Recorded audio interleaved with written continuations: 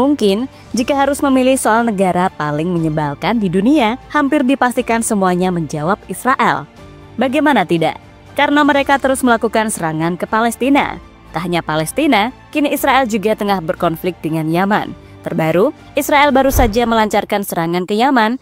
Hal itu dilakukan sebagai bentuk balasan karena sebelumnya Yaman juga melakukan serangan ke wilayah Israel, tepatnya di Bandara Ben Gurion. Kini, Cina menjadi negara terbaru yang ikut-ikutan memanaskan konflik. Bahkan mereka nekat menerobos blokade yang sebelumnya dilakukan oleh Israel terhadap bantuan kepada rakyat Gaza. Di sisi lain, Israel malah kembali mendapatkan musibah karena salah satu gudang senjata mereka mengalami kebakaran. Dan untuk itu, inilah cerita lanjutan soal bencana yang dialami oleh Israel hingga konfliknya dengan negara-negara lain.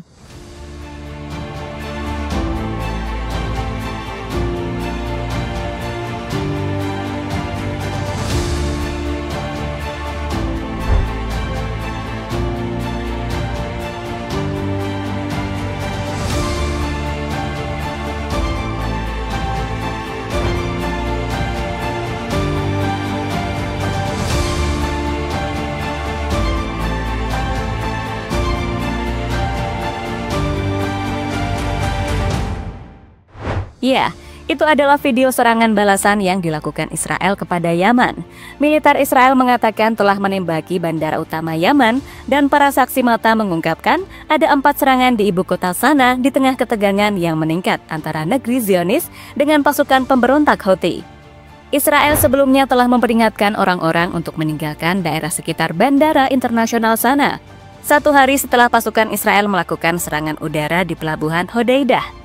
Hal itu dilakukan Israel sebagai tanggapan atas pendaratan rudal Houthi beberapa waktu yang lalu. Dalam peringatannya, militer Israel mengatakan jika orang-orang akan membahayakan dirinya jika tidak mengungsi ke tempat yang lebih aman.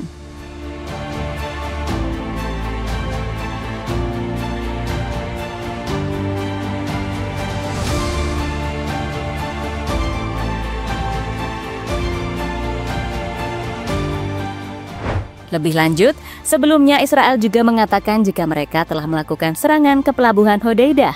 Untuk serangan ini mereka menewaskan setidaknya 4 orang dan 39 diantaranya mengalami luka-luka.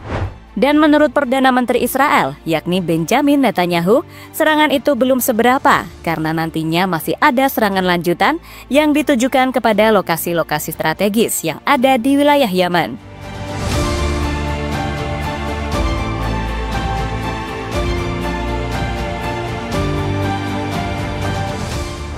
Sementara itu, usai mendapatkan serangan dari Israel, pasukan Houthi memilih tidak menyerah. Kantor politik Ansarullah menyerukan kepada negara-negara Islam untuk memikul tanggung jawab dan mengambil tindakan serius untuk menghadapi rezim Zionis dan Amerika yang sangat arogan. Gerakan Yaman juga mencatat jihad dan perlawanan adalah pilihan yang tepat dan merupakan satu-satunya cara untuk menghadapi musuh untuk mengusir kejahatan serta konspirasi mereka yang menargetkan umat, kesuciannya, dan sumber dayanya. Dengan pernyataan tersebut, intinya Houthi mengajak semua negara-negara Islam untuk bersatu melawan Israel dan Amerika yang sampai saat ini terus melakukan tindakan semena-mena.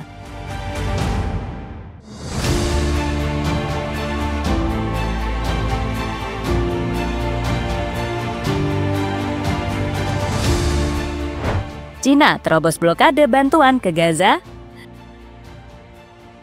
Harapan dari Yaman khususnya dari pasukan Houthi kini mulai membuahkan hasil. Berdasarkan info yang beredar, pasukan Cina telah berhasil lolos dari blokade bantuan yang menuju ke Gaza. Meski Cina bukan negara Islam, tapi mereka tetap peduli akan kemanusiaan. Jika lolos, harusnya pasukan Cina bisa memberikan bantuan kepada rakyat Gaza yang sampai saat ini masih kelaparan akibat blokade yang dilakukan Israel sejak awal Maret yang lalu.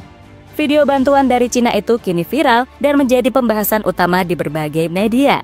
Namun sampai saat ini masih belum terkonfirmasi apakah video tersebut benar atau tidak.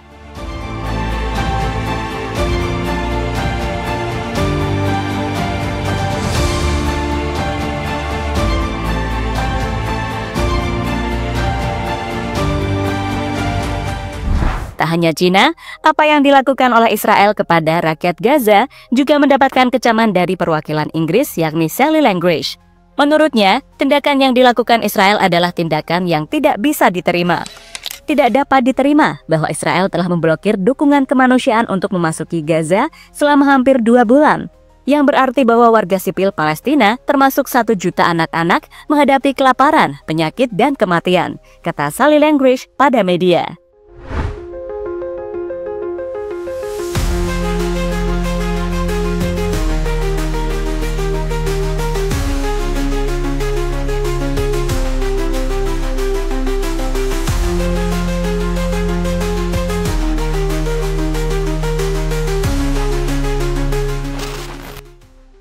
Gudang senjata Israel kebakaran.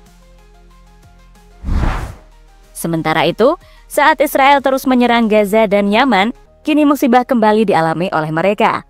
Musibah yang dimaksud adalah saat gudang senjata milik pasukan Israel mengalami kebakaran. Entah apa penyebabnya, yang pasti kebakaran tersebut membuat persiapan Israel dalam melakukan serangan menjadi terganggu.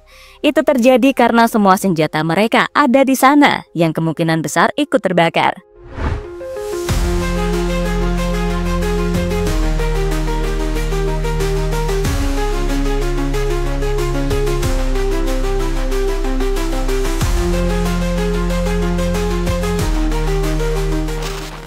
Soal kebakaran sendiri, hal ini bukanlah fenomena baru yang ada di Israel, karena dalam beberapa minggu terakhir, mereka terus mengalami kebakaran yang kebanyakan terjadi di hutan. Bahkan akibat kebakaran tersebut, pemerintah Israel sampai mengumumkan keadaan darurat, karena saking parahnya dengan kebakaran yang terjadi.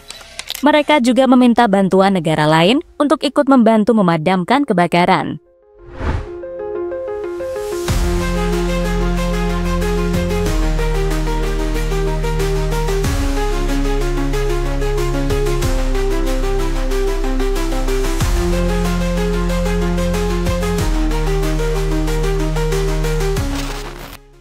Netanyahu panik, Cina ikut-ikutan dalam konfliknya. Cina adalah negara besar yang tidak takut terhadap negara manapun. Bahkan mereka berhasil melawan Amerika soal perang dagang beberapa waktu yang lalu. Kini, Cina perlahan mulai ikut-ikutan soal konflik yang terjadi di Timur Tengah. Jika Cina benar-benar ikut campur, hal inilah yang bisa dikhawatirkan oleh Netanyahu.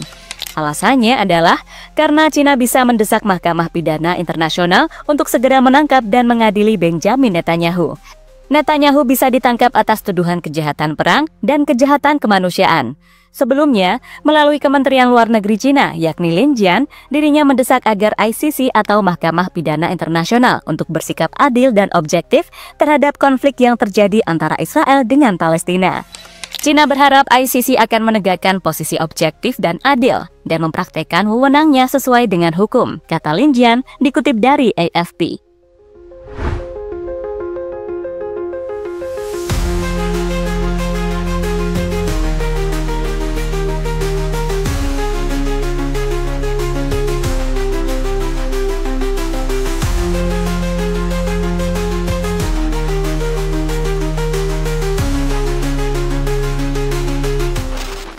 Kini pada intinya sudah banyak negara yang mengutuk soal tindakan kejam yang dilakukan Israel. Terbaru ada Norwegia.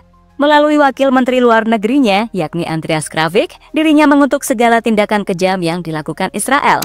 Hal ini dikatakan oleh Kravik dalam kunjungannya ke Jakarta beberapa waktu yang lalu.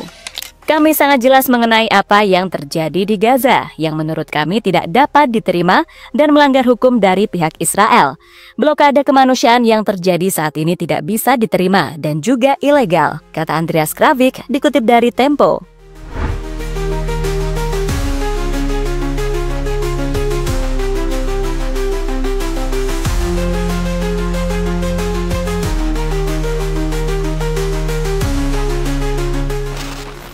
Efek dari invasi Israel ke Palestina memang nyata. Dalam sepekan terakhir, ada beberapa orang Israel yang diusir ketika mereka berkunjung ke suatu negara. Tak hanya diusir, mereka juga mendapatkan surprise dari orang-orang yang peduli kepada Palestina.